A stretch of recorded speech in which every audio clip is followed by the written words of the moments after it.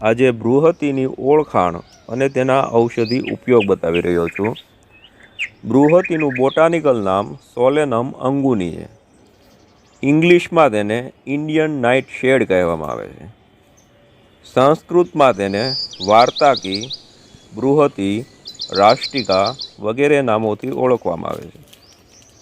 બૃહતિનો છોડ રીંગણીના છોડને મળતો આવે છે અને 1 થી 2 મીટર ઊંચો થાય છે।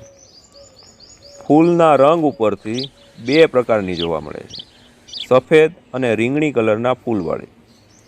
ગુજરાતીમાં તેને સફેદ ઊભી ભોંય રીંગણી કહેવામાં આવે છે।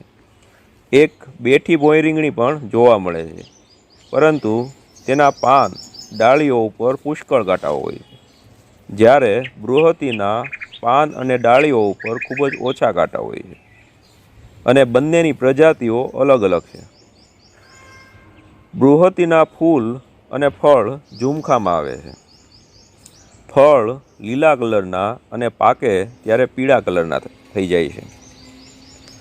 ઔષધિની દ્રષ્ટિએ બૃહતિ ખૂબ જ ઉપયોગી વનસ્પતિ છે। ઔષધિ તરીકે તેના બધા જ ભાગો એટલે કે પાન, ડાળીઓ, ફળ, ફૂલ અને મૂળનો ઉપયોગ થાય છે। બૃહતિની પ્રકૃતિ કડવી, તીખી, મધુર, કફવાત શામક, પાચક, દીપન, રુચિકારક, પિત્તકારક, બળવર્ધક તેમજ કુષ્ઠરોગ, જ્વર, શ્વાસ રોગ, કાસ, વાત રોગ, કૃમિ રોગ, નેત્ર રોગ વગેરેમાં ખૂબ જ ઉપયોગી છે। હવે તેના થોડા ઔષધિ પ્રયોગ જોઈએ તો માથામાં ટાલ હોય તો બૃહતિના ફળનો પાવડર અને તેમાં એરડિયું અને મધ મિક્સ કરી માથા ઉપર લગાડવાથી ટાલમાં વાળ ઉગે છે।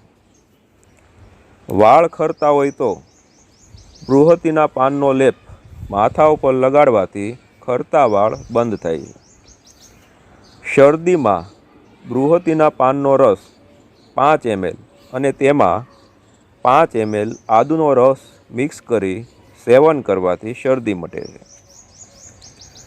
પેટના કૃમિમાં બૃહતિના ફૂલને સૂકવી તેનો પાવડર બનાવી 1 ગ્રામ પાવડર મધમાં મિક્સ કરી સેવન કરવાથી કૃમિ મટે છે। તો મિત્રો, આ માહિતી સારી લાગી હોય તો દરેક મિત્રોને શેર કરો અને આવી જ ઉપયોગી વનસ્પતિની માહિતી મેળવવા માટે ચેનલને સબસ્ક્રાઈબ કરો। આભાર।